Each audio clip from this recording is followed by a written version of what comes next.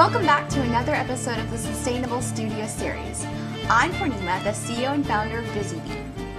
I know you're very passionate about your business, but you need to balance pursuing your passion with some business intelligence.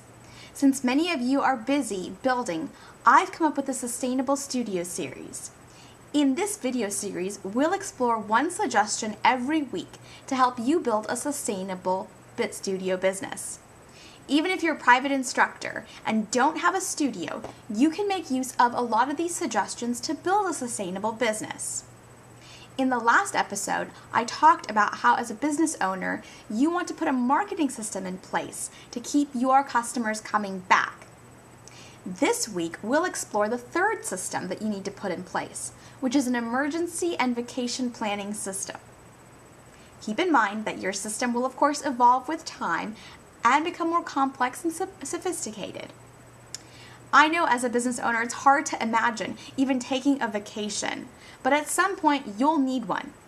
Even if you tell me you don't need one, there will unfortunately be some emergency that comes up that requires your attention, and you'll wish that you had a system in place to let you handle that situation. So in this episode, I'm going to cover the basics for putting a system in place. The first part is to delegate. If you're running the business on your own, then find someone who's trustworthy, maybe even another business owner who can step in and fill in for you when you're in a bind. Figure out who this substitute is, and then make sure that you come up with a plan that writes down everything that it takes to run your day-to-day operations of your business. For example, you'll want to make sure you note down what the procedure is for handling new customers, the steps involved with opening and closing your business, how to handle money, if there are any vendors that you interact with on a day-to-day basis, and who to contact just in case. In the BizeeBee emergency plan, I include all the contact information of my staff and even our extended support team, like our lawyer and our accountant. Hey, you're off on an emergency, and you never know who that substitute is going to want to connect with. The second is, of course, communicating. Once you have your plan written down and all the steps, you should sit down with your substitute and, for about half a day, cover everything. If you think you'll be gone for a longer period of time, then it's best to tell your customers that there's someone else that's going to be handling your business.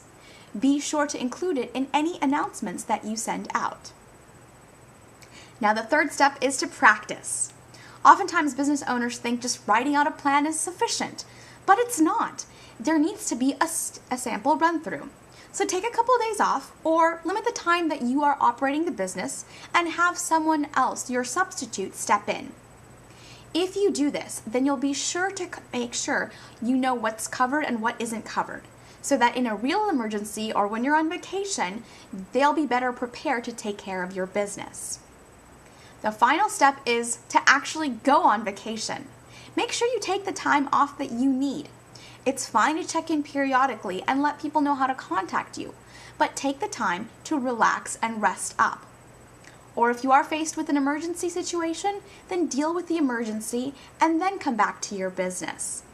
So remember, delegate, communicate, practice, and then take the time off or deal with any emergencies that you need to.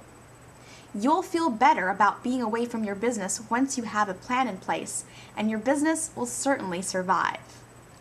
Thanks, and we hope that this Sustainable Studio Series helps keep your business buzzing along.